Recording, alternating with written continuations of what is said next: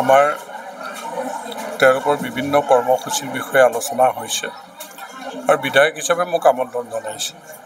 গতিকে NRLMৰ জৰিয়তে যিখিনি কাৰ্যসূচী হৈ আছে আৰু সখীসকলৰ জৰিয়তে যিখিনি এৱাৰনেছ হৈ আছে এই সম্পৰ্কত বিতংকৈ আলোচনা হৈছে। গতিকে তেওঁলোকে গ্ৰাম্য অৰ্থনীতি টনকিয়াল কৰিবৰ কাৰণে বৰমতাৰ এই মহিলাসকল একত্ৰিত হৈ আত্মসহায়ক গোটৰ জৰিয়তে যিখিনি কাম কাজ কৰিছে বা যিখিনি তেওঁলোকে সংগঠিত হৈছে মই ধন্যবাদ জনাইছোঁ তেওঁলোকলৈ।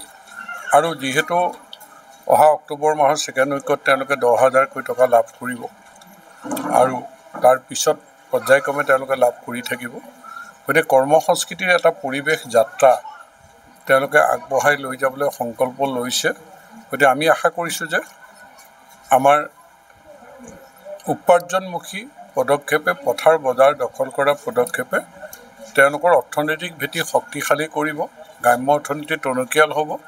মুখ্যমন্ত্ৰী ডাঙৰীয়াৰ সপোন দেশৰ ভিতৰতে শ্ৰেষ্ঠ ৰাজ্য অসম, স্বনিৰ্ভৰশীল নাৰী আত্মনিৰ্ভৰশীল অসম, তেতিয়াহে শক্তিশালী হ'ব পাৰিব নাৰী শক্তিশালী হ'লে।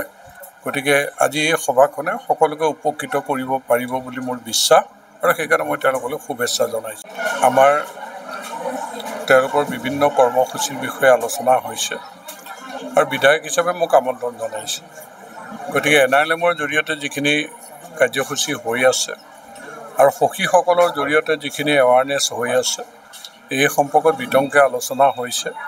গতিকে তেওঁলোকে গ্ৰাম্য অৰ্থনীতি টনকিয়াল কৰিবৰ কাৰণে বৰমতাৰ এই মহিলাসকল একত্ৰিত হৈ আত্মসহায়ক গোটৰ জৰিয়তে যিখিনি কাম কাজ কৰিছে বা যিখিনি তেওঁলোকে সংগঠিত হৈছে মই ধন্যবাদ জনাইছোঁ তেওঁলোকলৈ। আৰু যিহেতু অহা অক্টোবৰ মাহৰ ছেকেণ্ড উইকত তেওঁলোকে 10,000 কোটি টকা লাভ কৰিব আৰু তাৰ পিছত পৰ্যায়ক্ৰমে তেওঁলোকে লাভ কৰি থাকিব। গতিকে কৰ্মসংস্কৃতিৰ এটা পৰিৱেশ যাত্ৰা তেওঁলোকে আগবঢ়াই লৈ যাবলৈ সংকল্প লৈছে। গতিকে আমি আশা কৰিছোঁ যে আমাৰ উপাৰ্জনমুখী পদক্ষেপে পথাৰ বজাৰ দখল কৰা পদক্ষেপে তেওঁলোকৰ অৰ্থনৈতিক ভেটি শক্তিশালী কৰিব, গ্ৰাম্য অৰ্থনীতি টনকিয়াল হ'ব। মুখ্যমন্ত্ৰী ডাঙৰীয়াৰ সপোন দেশৰ ভিতৰতে শ্ৰেষ্ঠ ৰাজ্য অসম, স্বনিৰ্ভৰশীল নাৰী আত্মনিৰ্ভৰশীল অসম, তেতিয়াহে শক্তিশালী হ'ব পাৰিব নাৰী শক্তিশালী হ'লে। গতিকে আজি এই সভাখনে সকলোকে উপকৃত কৰিব পাৰিব বুলি মোৰ বিশ্বাস আৰু সেইকাৰণে মই তেওঁলোকলৈ শুভেচ্ছা জনাইছোঁ।